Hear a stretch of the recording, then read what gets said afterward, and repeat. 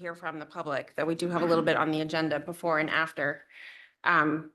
So lucky for you all, I haven't prepared much in the way of remarks. And probably lucky for everybody. But I will just take a moment to remind everyone that this is this year's proposed budget increase is higher than our 10-year average. We have invested significantly in our students in recent years, including enhancements in technology, mental health support, and security. And so we're carefully considering all of the programs and services that we have to ensure the most effective use of our resources while we prioritize student needs. The administration has proposed a budget that reflects their assessment of student needs. We are in the process of thoroughly reviewing this proposal, considering its overall size, alignment with our strategic priorities, and potential adjustments, which may include both additions and subtractions to the proposal. Again, we continue to carefully consider how to best support students within the budget. Some of the major drivers, as we know, are salaries and benefits, increases in special education, many of which have to do with out-of-district tuition placements, which are out of our control. We have no way to regulate tuition at this time. We are tremendously relieved to see Governor Lamont putting together a proposal to do something about that. He's recently committed $40 million to or he's saying he is to increase the pot of money in ECR, which would mean more funding for us, would make a difference to our bottom line. As you all know, we're in a deficit of about $287,000 in this current fiscal year, and we've currently reduced the existing budget by 165 in anticipation of concerns. Hopefully, we can be less concerned. He's also proposing money to local districts to incentivize us to build local programs. Because at the end of the day, as I started, it's difficult to manage out of district tuition because it's not in our control. So one of the best things that we can do and I started with a financial reason, but really the best thing we can do is for our kids' sake, for our community's sake, is bring as many of our kids in-house as we can. And so we greatly appreciate any investment from the state in making that happen. There are other drivers outside of our control. We've had increases in transportation costs. We've had increases in health insurance. And so again, we're looking at everything very carefully. Tonight is the public hearing. Next week is a final vote on the budget. We'll do a little bit of deliberating next week, and then we will vote, maybe more than a little bit. We'll see how we go. So tonight we have a couple of items. The first thing we'll do is have a quick conversation. And then again, we're really here just to listen to you all. And so we'll follow with a few minutes just to ask any additional questions that board members might have based on what they've been hearing this evening. So with that, I'll start with the further review of the 2025-2026 budget. And I want to start with making a couple of notes. Number one, I've talked to a lot of you, and I think it's important for us all here at the table to understand that the majority of this board does not support increasing the class sizes for budgetary reasons.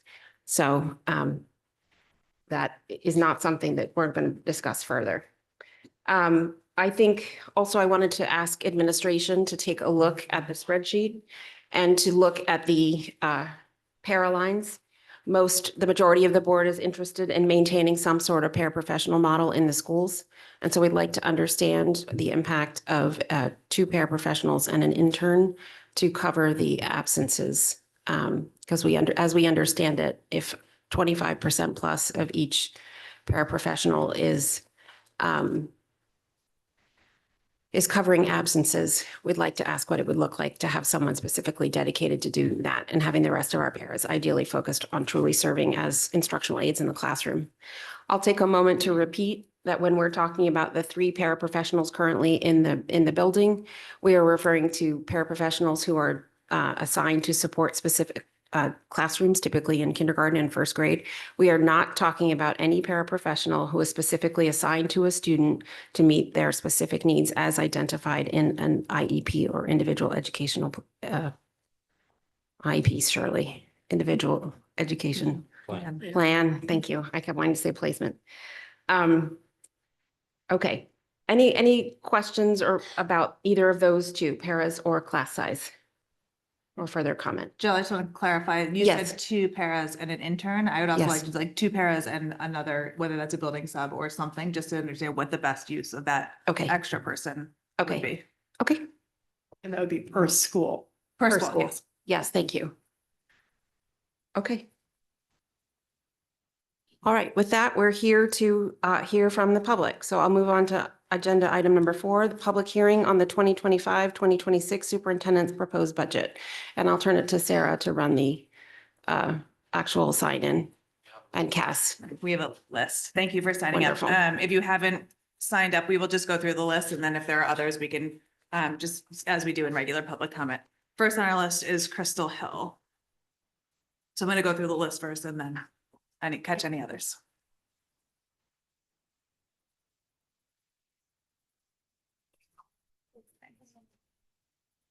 Crystal Hill, CDSP Chair. First, a sincere thank you to Dr. Adley, members of the administration team, and the Board of Ed for the time and thoughtful consideration that you have put into this budget process.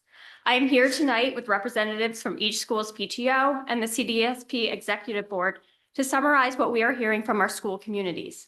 While Darien has many assets, most would say that the schools are our crown jewel. The excellence of our district is a key driver for why many choose to live here. But we hear from parents that they are now deeply concerned about some of the proposed reductions to the budget. You have received detailed explanations about these concerns by email and public comment, so we will not repeat what has already been said. Instead, we want to make it clear that we support a budget that reflects the values of our school district and prioritizes the needs of our students and staff. We support smaller class sizes that provide a better environment for all learners to thrive. We support the retention of instructional paraeducators in our elementary schools. Like small class sizes, they are fundamental in creating a classroom that works for all students. Paras offer much needed support to our teachers who are already stretched thin. We support maintaining an effective administration structure at the secondary level, one that strives for academic excellence, provides support to teachers, and is responsive to assisting parents and students with curriculum issues. We support prioritizing the mental health of our students. Programs like the Wellness Center and Teen Talk have been valuable and well-utilized initiatives and are achieving their intended purpose. Let's continue to be proactive. It's not just parents who are concerned. Paraeducators and teachers have voiced their opinions, and seasoned administrators from all school levels stood unified together just last week to share their concerns. We should listen. Dr. Adley has even suggested that he would not have proposed all the reductions in this budget if there were not budgetary constraints. We understand the Board of Ed has a fiduciary responsibility. You have been provided with budgetary guidance and are balancing many considerations. Thank you for digging deep to look for efficiencies that would keep this budget lean while maintaining our high educational standards. However, parents are increasingly concerned that there are not enough non-student facing efficiencies to meet this budgetary guidance. So I will reiterate what we have spoken to throughout this process. The focus of your decisions must be to be prioritizing education, not hitting a targeted budget number. In summary, we stand in front of you this evening to ask that you please support a budget that meets the needs of our students and helps retain our talented teachers and staff. While fiscal responsibility is important, it cannot come at the expense of the well-being of our students and educators.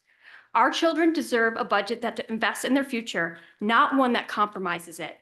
Our parent community is highly engaged and will continue to advocate for a budget that maintains the high quality of education we expect in Darien, and we hope that you will do the same. Thank you. Thank you. Elena Denduvin.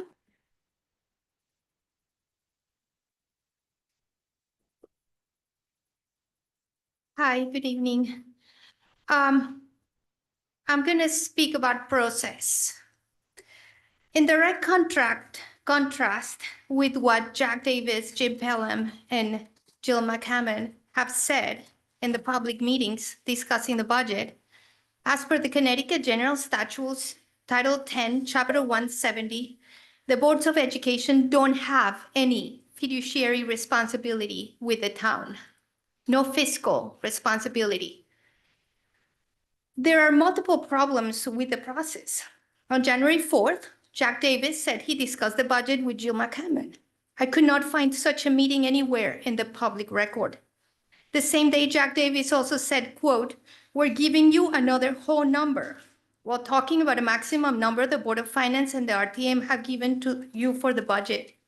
There's no record of the RTM meeting and deciding to give a maximum budget to the Board of Ed. So finally, November 26th, Jim Pelham showed up here Board of Education meeting and approached the board members of the record and provided a guidance. In case some of you don't know, that is not appropriate. All this and other incidents make me question if the budget is being decided behind closed doors in violations of the Connecticut Freedom of Information Act, and you are all just bowing to the pressure from Jack Davis and Jim Pellin. Your only responsibility is with the kids. Everybody has said it. But going back to the process, there's something even more problematic than all the discussions behind closed doors. The actions of this board during the budget process have put this community under tremendous emotional distress, as evidenced by all the concerned parents, residents, and kids who have been here past their bedtime, begging you to protect their schools. It has added anxiety, anguish, and distress to a community who has struggled with mental health for years, all for no reason. There is no financial hardship in Darien. Both Jack Davis and Jim Pellin approved $2 million for a landscape design of Great Island last year, $2 million for a shiny presentation, while they cut the Board of Education budget by the same $2 million. The town spent $180,000 just on the tree warden. That's what he makes. That's what he made last year, 180 grand. Apparently, the town they understand inflation because they increase the budget of town hall more than the Board of Education because of inflation, but they don't apply inflation to the schools. Tonight, I ask you to do the right thing and stop the emotional distress this process is imposing in our community and protect our schools. We, the parents, seem to have exhausted all non-litigation related means to make you understand we want the schools properly funded. We don't want any more cuts. We want to add programs to prepare our kids for the challenges and opportunities of the time, like artificial intelligence, like all the exciting things that are happening. We want more programs. We don't want less. Thank you. Thank you. Ninu Sharma.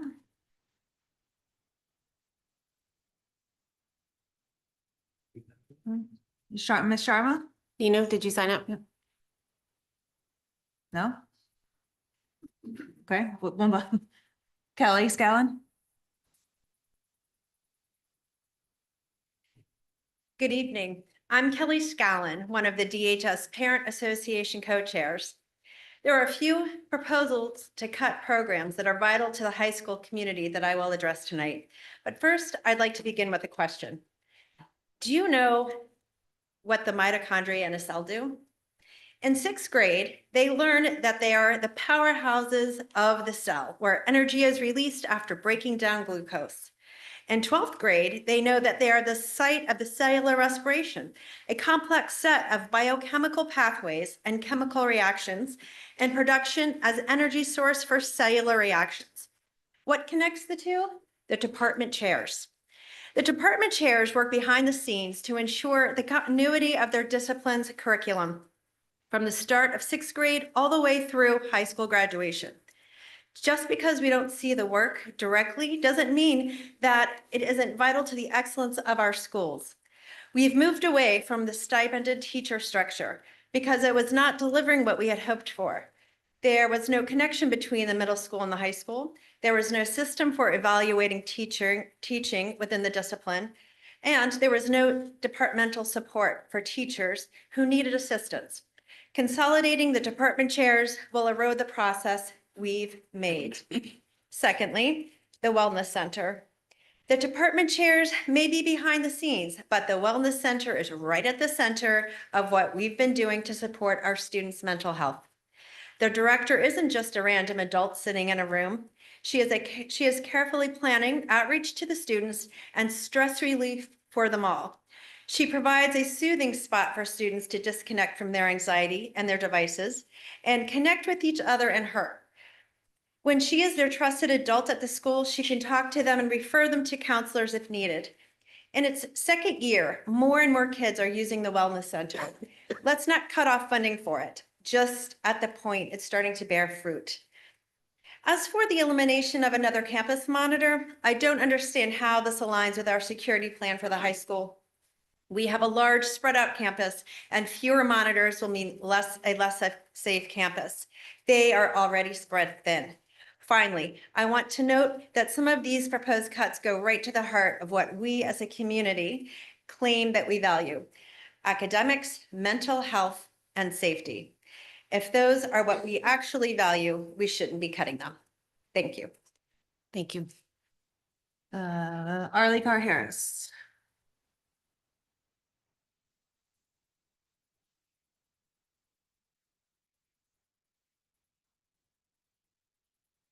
My name is Arlie Carr Harris. I live in Wilton, and I've been at Tokenique for 9 years, with the first 6 in second grade and the last 3 teaching first grade. I'm here this evening to speak about the impact of removing instructional aids from the classrooms in the Darien Public Schools.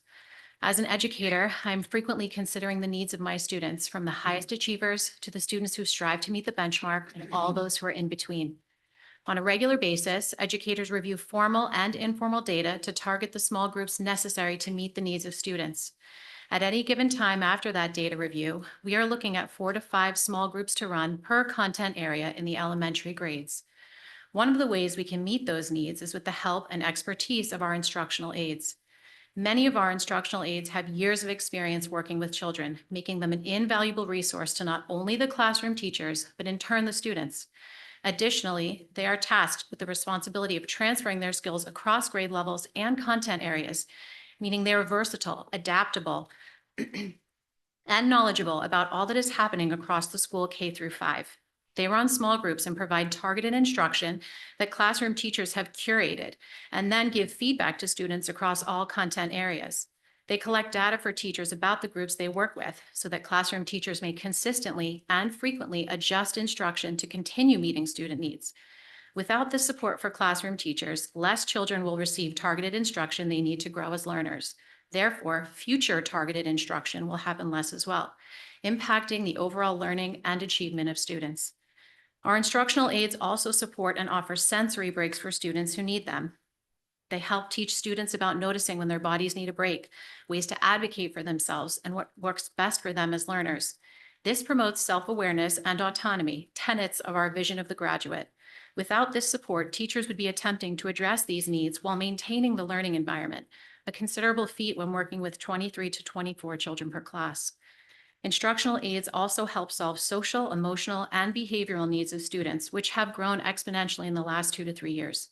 Instructional aides support teachers and students in this work by addressing social issues that arise so that students learn the necessary and invaluable skills of communication, problem solving, and consideration of others.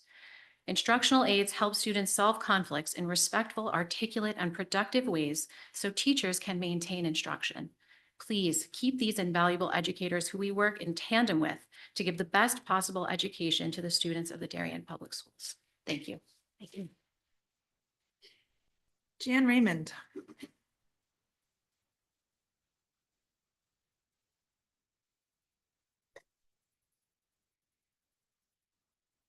Thank you. My name is Jan Raymond. I live on 11 Waverly Road. I am a graduate of the Darien school system, and my sons are both graduates of the Darien school system. I'm also one of those people who moved back to Darien because I valued what was going on in the schools, and I knew my children would get an education that I could be happy with, and they would be successful having had that education. I'm here also because I think it's important that people understand the way I feel and the way I know many other people feel. This is an investment, not just in our kids, not just in our community, but personally for people my age. I know that the investment that I made in my house was one of the biggest investments, probably the biggest investment we ever made. I know that if I should decide to move, as many of my friends have, out to Ohio to be with their grandchildren, out to Maine, out to all different kinds of places, and they sold their houses. Who bought their houses? The people coming in who moved to Darien because of the schools. So I just wanted to make the point that many of us who are my age recognize the fact that this school system is important, not just for the children, not just for the future of Darien, Connecticut, and the rest of the world, but to us personally, because this school system increases the values of the property that we own. So that's all I had to say. Thank you. Thanks, Jen. Liza Lucas.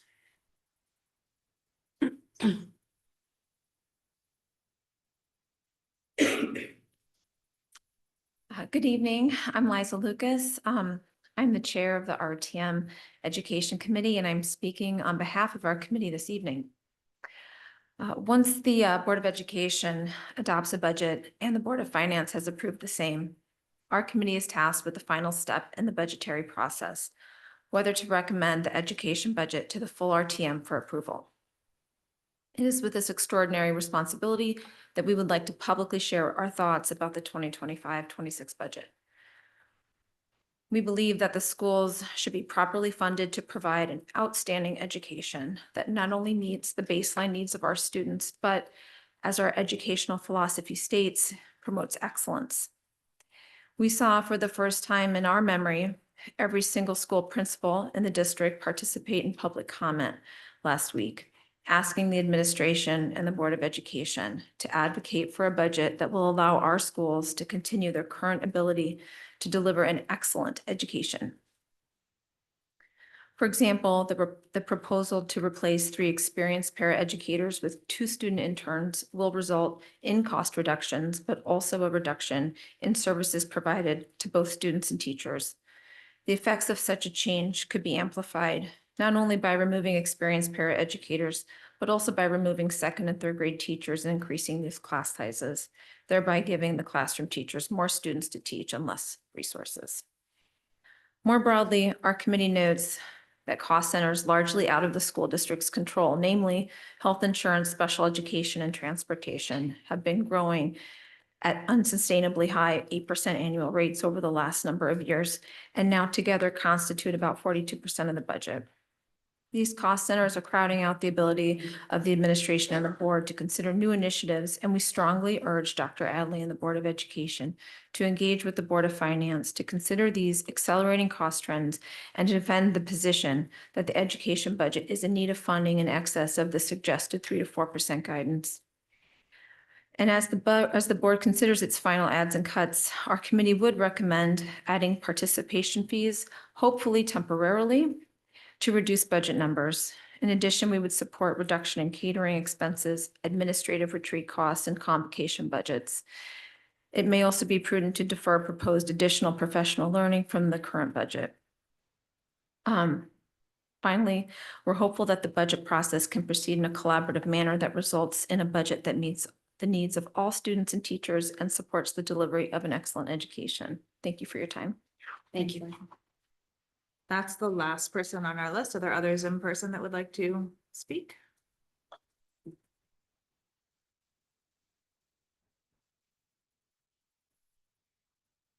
Good evening. I'm Curtis Butler, live at 137 Hollow Tree Ridge Road. And I'm here essentially, I'm a member of the RTM and also the RTM Education Committee. You just heard from our chairperson. But I'm really here to weigh in and demonstrate my support for this body and for Dr. Adley and the administration and all of the faculty and teachers and staff in our schools. I've lived here for 11 years and have witnessed so many times the incredible passion and commitment to our children that is demonstrated throughout our schools. And also, despite the fact there is often a lot of pushback against changes or proposals in the budget, I don't think anyone can doubt the commitment of this body and the commitment of the personnel in our district to our kids. The fact that you all on this board give so much of your personal time to devote to doing the right thing by our kids is not lost on us, and it's certainly not lost on my family. So thank you for your commitment. I would also echo the comments from Ms. Lucas, our chairperson, and perhaps offer a little bit of support, that you have the support of this town, many people in this town, to push back on what has become an arbitrary number from the Board of Finance. 3 to 4% is becoming a little bit of a tiresome echo. It doesn't reflect anything that's happening in the real world or anything that might be happening in the district. So we are behind you, and we will support you in pushing back against those arbitrary numbers, the 3 to 4% guidance that seems to be something we hear every year. Now, as a person who came from a finance background, that may sound a little odd. But the fact is, we want to do right by this town and right by the children of this town. And that sometimes means we can do that within that 3 to 4% constraint, but sometimes it doesn't. So recognizing that you have our support, you certainly have my support. And then finally, on the subject of the wellness center, this town made a determination in recent history that it was extremely important for us to support mental health initiatives in our schools. We had a mini crisis on our hands, and we took decisive action and well thought out action. So it would seem a little bit careless and certainly premature to be cutting back in that area.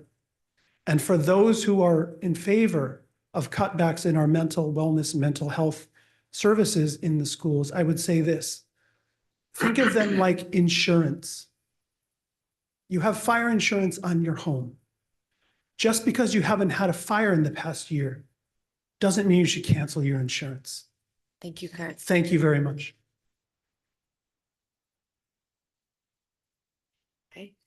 Without any further in-person comments, if anybody online would like to participate in the public hearing, please use the raised hand icon and wait to be recognized.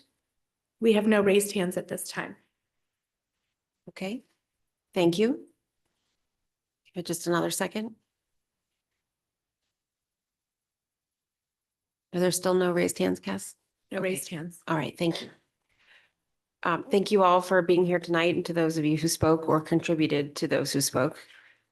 I'll move on to further review of the 2025 budget and discussion of fiscal year 26 proposed budget modifications under consideration.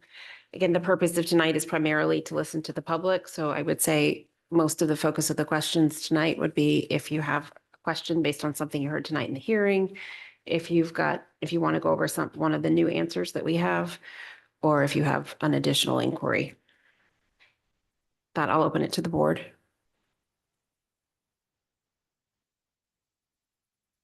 Okay. All right. I'll thank you all. With that, I will take a motion to adjourn. That is John, seconded by Greg. All those in favor. That's everyone. And I thank you. We'll see.